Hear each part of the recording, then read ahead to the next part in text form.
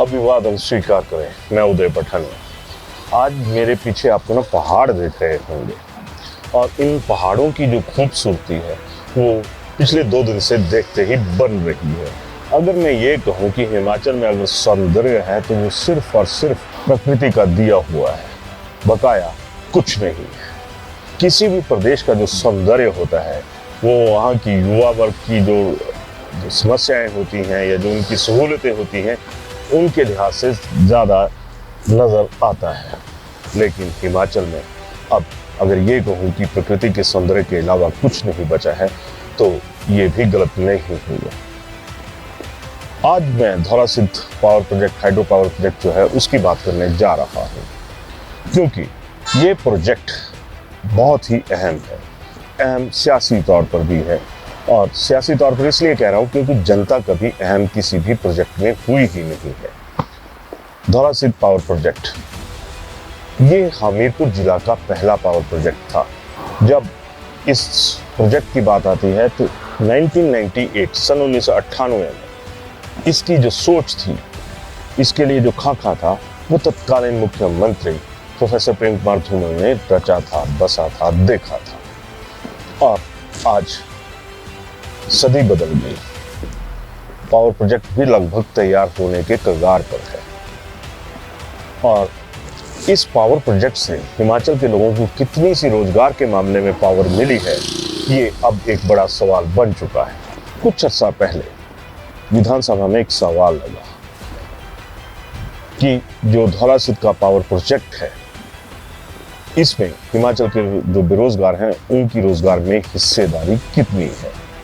यह सवाल सुजानपुर के विधायक राजेंद्र राणा ने विधानसभा में लगाया था।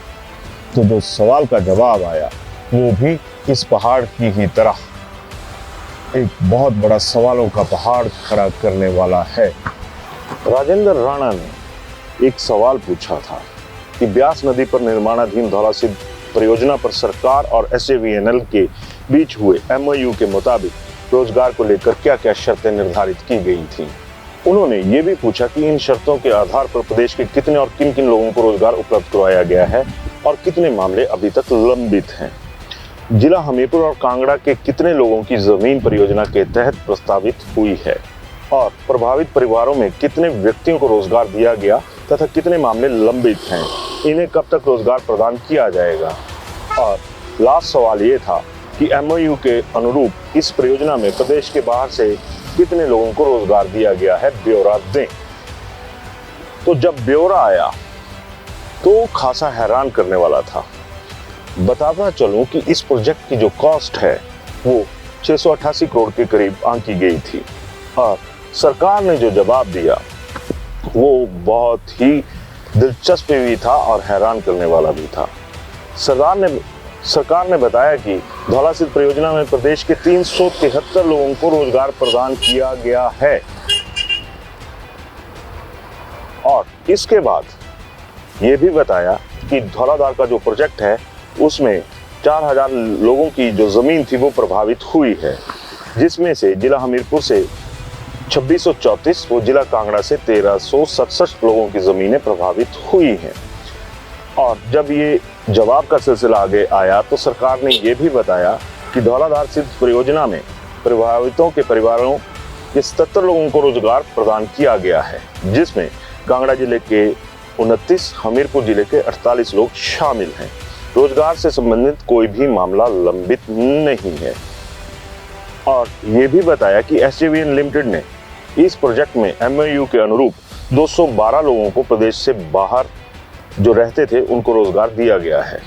अब आप देख रहे होंगे कि जो धौलासिद्ध पावर प्रोजेक्ट है उसके दृश्य भी आप साथ में देख रहे हैं।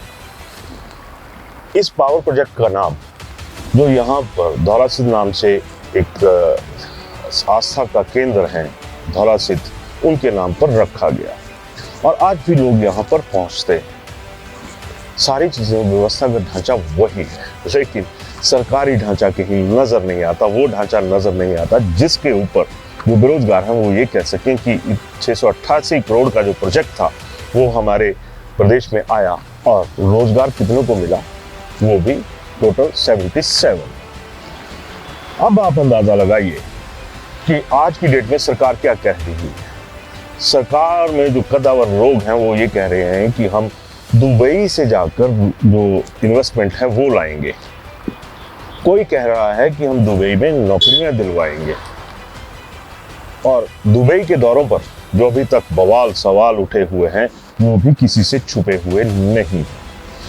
अब सबसे बड़ी बात तो ये है कि 678 करोड़ रुपए का जो प्रोजेक्ट था, 688 करोड़, माफी चाहूंगा, जो 688 करोड़ रुपए का प्रोजेक्ट था उसमें आपने सिर्फ जो नौकरियां थी वो 77 लोगों को मिली। अभी भी इस मामले में बवाल उठा हुआ है। हमीरपुर में बड़ी बात तो ये भी है कि हमीरपुर में इसके लिए बाकायदा प्रदर्शन, विरोध प्रदर्शन होते रहे, लगातार सारी चीजें चलती रहती हैं। लेकिन जब बात आती है कि धौलासिद्ध पावर प्रोजेक्ट का क्या हुआ, तो यहाँ पे धौलासिद्ध से ज्यादा तो जो सिद्ध देवता हैं वो सियासत के लोग साबित होते हैं।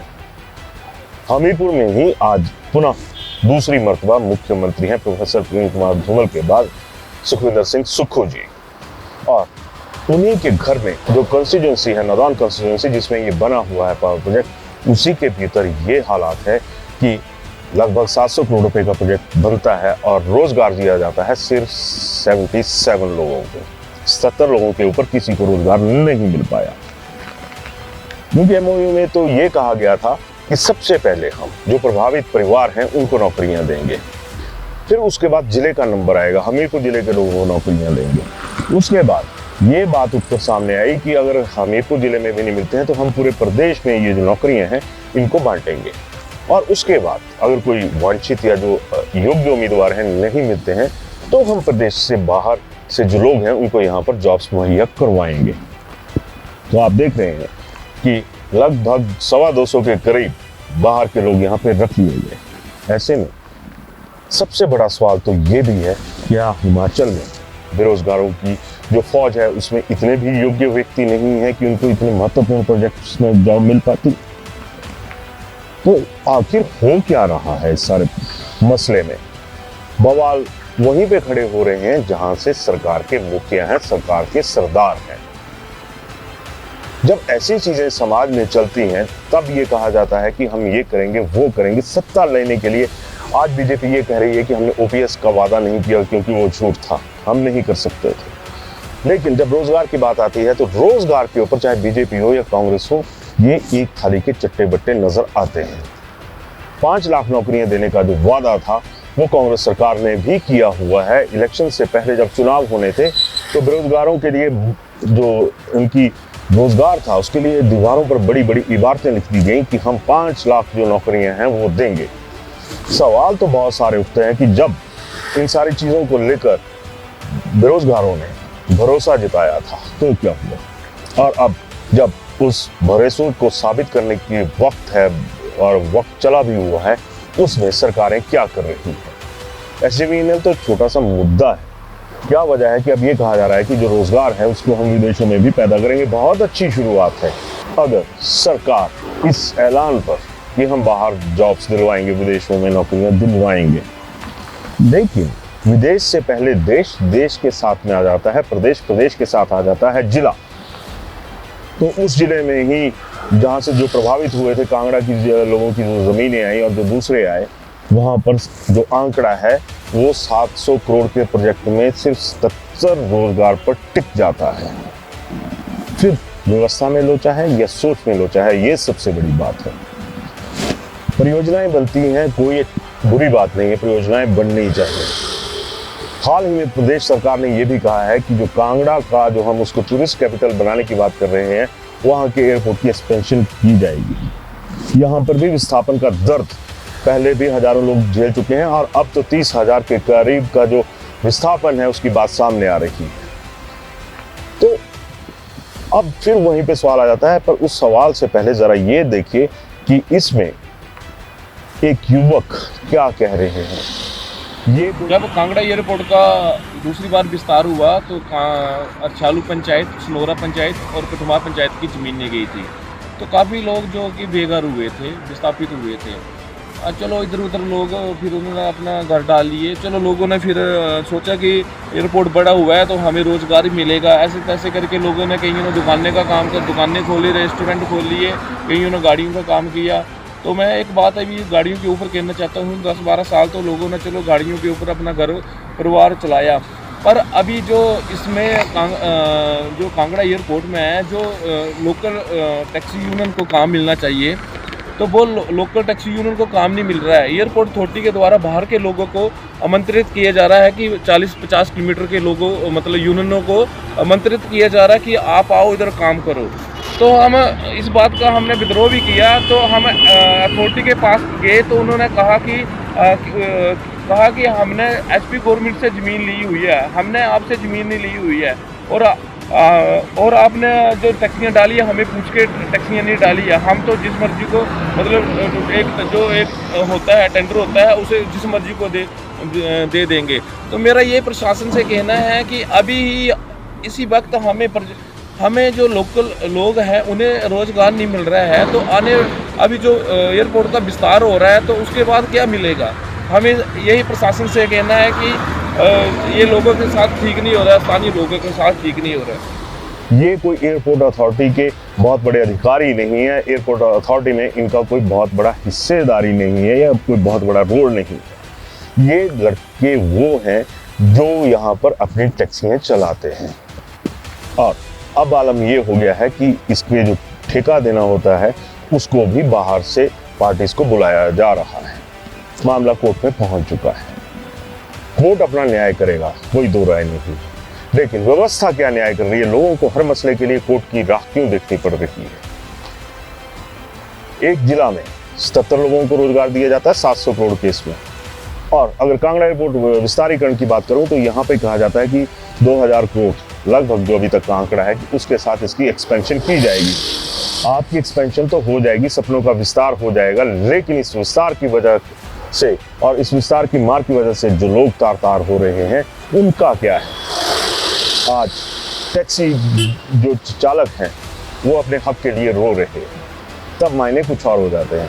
मेरी सूचना के मुताबिक जब ये मामला कोर्ट की दहलीज पर पहुंचा तो उससे पहले की जो वजह थी उसमें ये कहा गया कि हमें जो एयरपोर्ट के लिए ज़मीन पिछले दौर में दी गई थी वो हिमाचल सरकार ने दी थी केंद्र सरकार को, और अब इन लोगों का कोई हक नहीं है उसके ऊपर। टेक्निकली और लीगली कुछ भी हो सकता है, लेकिन मानवीय तौर पर क्या हो सकता है इसके बारे में किसी का कोई ध्यान नहीं। धौला सिद्ध पावर प्रोजेक्ट की हकीकत आपके सामने है, और जो गग्गल एयरपोर्ट का विस्तार के मामले की मैंने बात करी वो भी आपके सामने है। और जिस तरह से रोजगार देने की बात कही जा रही है कि विदेशों में रोजगार देंगे, तो क्या देश और प्रदेश में रोजगार का इतना अभाव हो गया है कि बच्चों को घर की मिट्टी से दूर करके मिट्टी होने के लिए भेज दिया जाए। मजबूरी में हर कोई जाता है। इन दिनों और भी देश की जो यात्राएं हैं उनके ऊपर मजदूर जा रहे हैं कि वहाँ पर हमें जॉब मिल जाएगी। इजराइल गाजा पट्टी की बात कर रहा हूँ मैं, तो लोग अपनी जान हथेली पर रखकर वहाँ भी जा रहे हैं क्योंकि रोजगार है ही नहीं। चाहे देश की बात करें चाहे प्रदेश की बात करें। फिर पावर प्रोजेक्ट्स, फिर दूसरे डेवलपमेंटल प्रोजेक्ट्स किसके लिए हैं? नेताओं के विकास के लिए या आम आदमी के विकास के लिए? तय आप कीजिएगा और अपने विचार भी जरूर दीजिएगा। धन्यवाद। शिमला होटल, घर के बाहर घर जैसा अपनापन। अपने वेकेशंस को सुनहरी यादों में पिरोएं शिमला होटल के साथ। राजसी वैभव और राजस्थानी आव भगत जो देगी आपको एक रॉयल फील। हिमाचल वासियों के लिए जयपुर में ठहरने का अपना hotel Shimla hotel. Heritage above 1, हवा महल रोड, चांदी की टकसाल, जयपुर।